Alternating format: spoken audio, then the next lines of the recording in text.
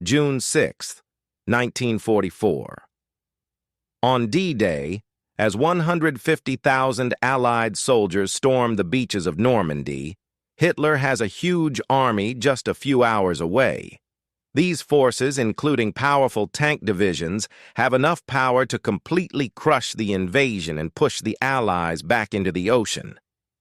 But they do not move. Why? Because Hitler isn't focused on Normandy. He's watching General George S. Patton, the one Allied general he truly fears. He's waiting for Patton to lead the real invasion. There was just one catch. Patton's army wasn't real. It was a fake army made of inflatable tanks, wooden planes, and phony radio messages. This is the amazing story of how the biggest lie in military history made D-Day a success. By 1944, the future of the world depended on a single, terrifying bet: a massive invasion of Nazi-occupied France. Known as Operation Overlord, it was planned to be the largest sea invasion in history. The planners, led by Supreme Allied Commander Dwight D. Eisenhower, knew the risks were huge. They weren't just planning an attack. They were facing a failure so massive it could lose them the entire war. They had already seen a dark preview of what they were up against. 2 years earlier, in 1942, a smaller raid on the French port of Dieppe was meant to test German defenses. It was a total disaster. Within hours, over 3,600 of the 6,000 soldiers, most of them Canadian, were killed, hurt, or captured. The beaches turned into a killing field, with men trapped by machine gun fire and their tanks stuck on the rocky shore. The Dieppe raid was a failure, but it taught the Allies some harsh, priceless lessons. First, trying to capture a major port directly was suicide. The Germans would defend it with everything they had. Second, any invasion needed huge support, special equipment, and most importantly, the element of surprise. But how do you hide an invasion force of 2 million men and thousands of ships? You don't. The Germans knew an attack was coming. Field Marshal Erwin Rommel, one of Hitler's best commanders, was turning the French coast into Fortress Europe. He was building the Atlantic Wall, a giant network of concrete bunkers, big guns, minefields, and traps on the beaches. Rommel knew the Allies were coming, and he was getting ready to stop them. The Allies had to land somewhere unexpected, but more importantly, they had to make the Germans look the wrong way. The plan they created wasn't just a military plan. It was the biggest, most mind-bending trick ever planned. So why go to all this trouble?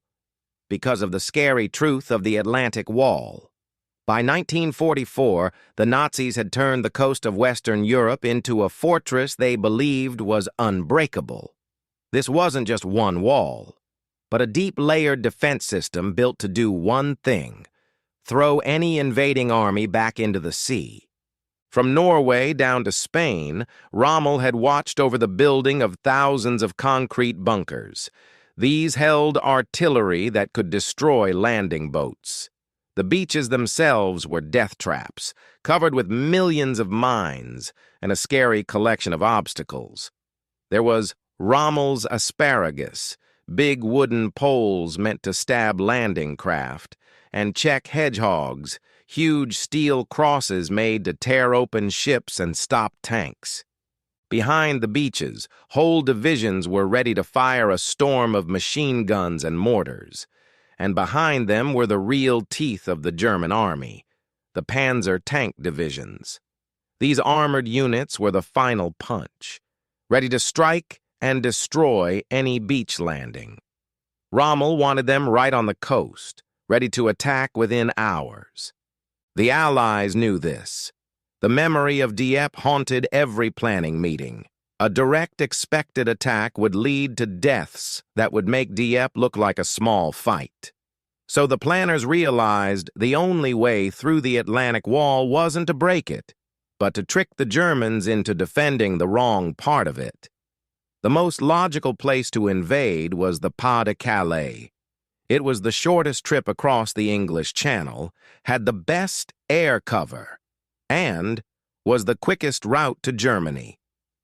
The German High Command knew this, and they had made Calais the most heavily defended part of the entire Atlantic Wall, guarded by their strong 15th Army. And that's when the Allied plan started to form. If the Germans were so sure the attack was coming at Calais, why tell them they were wrong? Instead, the Allies would do the opposite. They would feed that belief. They would confirm every German idea, support every thought, and build up the focus on Calais until the Germans were totally sure of it. The real target was 50 miles of beach in Normandy. To take it, they had to make the Germans stare so hard at Calais, they didn't see the real show happening right in front of them. The huge trick was codenamed Operation Bodyguard, named after a quote from Winston Churchill. In wartime, truth is so precious that she should always be attended by a bodyguard of lies. This wasn't just one trick, it was a giant, worldwide plan of fake-outs, with made-up threats against Norway and fake plans to invade the Balkans. But the core of Bodyguard, its greatest creation, was Operation Fortitude. Fortitude had one simple goal: to convince the Germans that the main Allied invasion would hit the Pas de Calais, and that the Normandy landings were just a distraction. To do this, the Allies couldn't just tell a good story. They had to create a whole new reality. The plan had two parts. Fortitude North was a trick to threaten Norway, keeping hundreds of thousands of German soldiers there who could have been in France. But the main event was Fortitude South. This was the plan to create a completely fake army group in southeast England, right across the channel from Calais. This ghost army was called the First United States Army Group, or FUSAG. On paper, FUSAG was huge, with over 1 million men and thousands of tanks and planes, the strongest force the Allies had. In reality, it was nothing but smoke and mirrors. But a ghost army is only scary if people believe in it.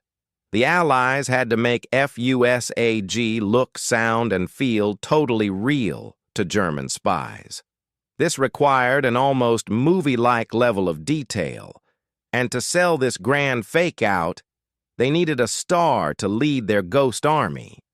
They needed a commander so feared, so respected, and so aggressive that the Germans couldn't imagine a big invasion happening without him.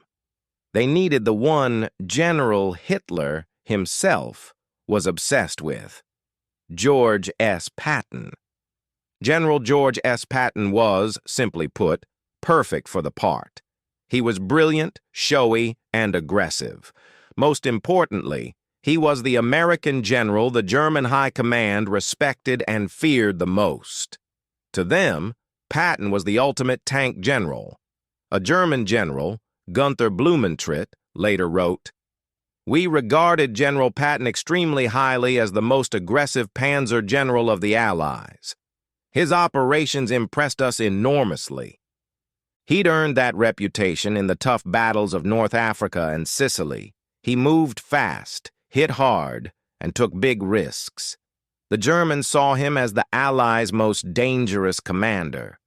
Funny enough, the only reason Patton was free for this acting job was because he was in trouble. After the Sicily campaign, Patton got into hot water for slapping 2 soldiers suffering from combat stress. A very angry Eisenhower took him off command. So for months, Patton was a famous general without an army. This was a perfect chance for the deception planners. They had the perfect leading man, and he was available. In early 1944, Patton was very publicly put in command of the 1st United States Army Group. He set up his headquarters in Kent, in southeast England and started visiting his non-existent troops. He gave passionate speeches, met with local leaders, and acted the part of a commander getting ready for the biggest invasion in history. German spy planes flying over saw all the signs of a huge army getting ready. Their spies on the ground reported troops moving, and their intelligence experts, already sure that Calais was the target, saw Patton, their most feared enemy, positioned right across from it. The answer was clear. Patton was leading the main attack. The Germans just couldn't believe the Allies would launch their main invasion without their best tank commander leading it. Patton's fame made the Ghost Army seem terrifyingly real. He was the key to the whole lie. While the real invasion force gathered quietly under General Omar Bradley, Hitler's eyes were fixed on Patton, waiting for the attack he was sure was coming. Commanding a ghost army means you need an actual ghost army, and this is where the story goes from a big plan to pure, wild imagination. The methods used to make Fusag look real would be perfected by a top-secret unit. The 23rd Headquarters Special Troops, better known by their perfect nickname, the Ghost Army. This unit was like no other. It was made up of 1,100 men, but they weren't normal soldiers. They were artists, architects, sound engineers, actors, and designers picked from art schools and ad agencies. Their weapons weren't guns. They were inflatable rubber tanks, dummy cannons, giant speakers, and fake radio signals. Their job was to be a traveling roadshow of tricks. The visual tricks were clever. The men would set up hundreds of inflatable M4 Sherman tanks. From a spy plane, they looked just like real ones. To sell the illusion, they even used bulldozers to make fake tank tracks. They had dummy planes for fake airfields and inflatable landing boats to fill up harbors. In one famous story, 2 French locals watched in shock as 4 soldiers casually picked up a 40-ton tank. When they asked how, the American officer just said with a straight face, "The Americans are very strong." But it wasn't just visual. A huge part of the trick was sound. The Ghost Army had powerful speakers on trucks that could blast sound effects for up to 15 miles. These weren't just random noises. They were carefully mixed audio recordings of tanks moving, soldiers digging, and all the noise of a real army. One truck could sound like a whole tank battalion moving into place at night. The final piece was radio deception, or spoof radio. A small team of operators could copy the unique radio chatter of a full division, sending thousands of fake messages. German intelligence, listening in, would hear this chatter which confirmed what their spy planes were seeing. By mixing visual, sound, and radio tricks, a few hundred men could create the look of a 30,000-man force.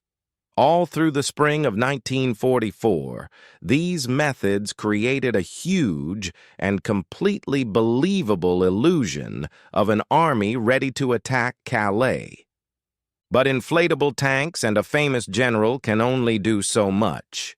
To really sell the lie, the Allies had to get inside the Germans' minds. The lie had to be told to the German high command by sources they trusted completely. This was the job of the double-cross system, a clever spy-catching program run by Britain's MI5. The British had managed to capture or turn every single German agent on their land. These turned agents were now feeding a constant stream of false information back to Germany, all written by British intelligence. At the center of this web was one of the most amazing people of the war, a Spanish chicken farmer turned double agent named Juan Pujol Garcia. His British handlers codenamed him Garbo because they thought he was the best actor in the world. Pujol had actually tried to work for the British first, but they said no. So he decided to become a German spy instead, acting like a huge Nazi fan. He was hired by German intelligence and told to go to Britain to build a spy ring. Instead, he went to Lisbon and just made things up, creating fake reports using a tourist guide, train schedules, and news videos. His reports were completely fake, but the Germans believed him completely.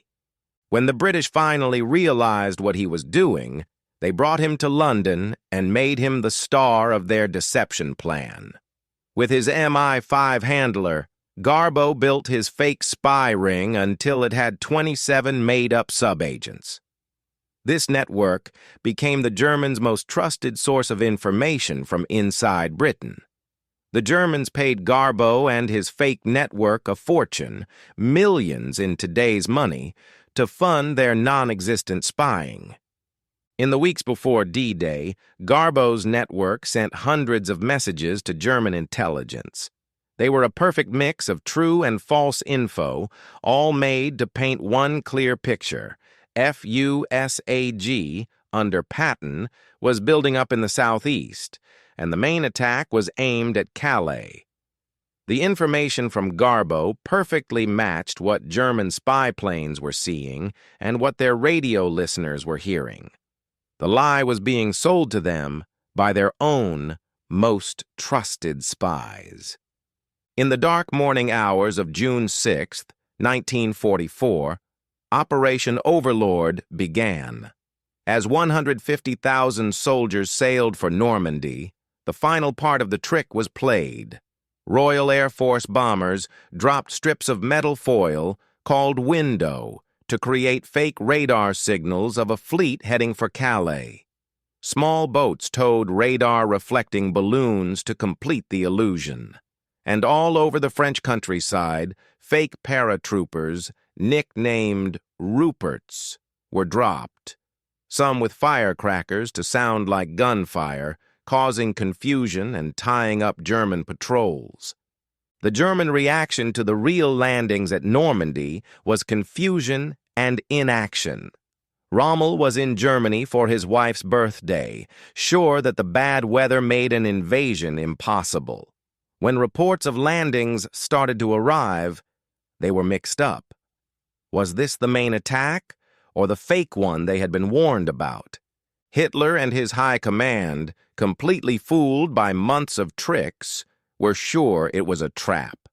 They believed Normandy was a fake-out, meant to draw their extra troops away from Calais, where Patton's real army was waiting. This belief was so strong that Hitler personally refused to let the reserve panzer divisions move. He slept in late on June 6th, and by the time he finally approved the movement of troops that afternoon, it was much too late. But the real genius of the plan was what happened in the weeks after D-Day. On June 9th, 3 days after the Normandy landings, Garbo sent his most important message of the war. He told his German handlers that the Normandy operation was, just as they thought, a distraction. He warned them that moving the powerful 15th Army from Calais would be falling right into the Allies' trap. The Germans believed it completely. For 7 vital weeks after D-Day, while the Allies were fighting desperately to grow their small foothold in Normandy, Hitler kept the 15th Army, including many tank divisions, stuck in Calais, waiting for ghosts. That delay gave the Allies the precious time they needed to pour men and supplies onto the beaches, secure their position, and build up enough strength to finally break out and start freeing France. The story of Operation Fortitude is an amazing example of how powerful creativity can be in war. If you find this story of deception as interesting as we do, go ahead and subscribe and hit that notification bell so you don't miss our future looks into history's most incredible stories. So, did it all work? Yes, it did. By tricking the German high command into defending the wrong place, the Allies got the surprise they desperately needed. It didn't stop the brutal fighting on the beaches, especially at Omaha, but it prevented a quick, powerful counterattack that could have destroyed the invasion. Military historians agree that keeping the German 15th Army at Pas de Calais was the single most important reason for the success of the Normandy landings. Those 19 divisions could have reached Normandy in days, likely crushing the Allied beachhead. Instead, they were just watchers at the biggest battle for France, stopped not by bombs, but by a ghost army. Juan Pujol Garcia, Garbo, was so good at his job that on July 29, 1944, the Germans gave him the Iron Cross for his service. 5 months later, King George VI made him a member of the Order of the British Empire. He is one of the only people known to have been given medals by both sides in World War II. After D-Day, the Ghost Army kept working across Europe, carrying out over 20 more deceptions that are believed to have saved an estimated 15,000 to 30,000 American lives. Their incredible story was kept secret until 1996. In the end, Operation Fortitude was a victory of imagination. It was a win for cleverness over raw power, a war won with whispers and tricks. It saved countless lives, made sure D-Day was a success, and helped bring an end to the Third Reich.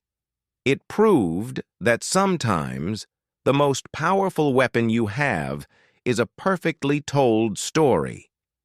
What do you think is the most clever military deception in history? Let us know in the comments below. Thanks for watching.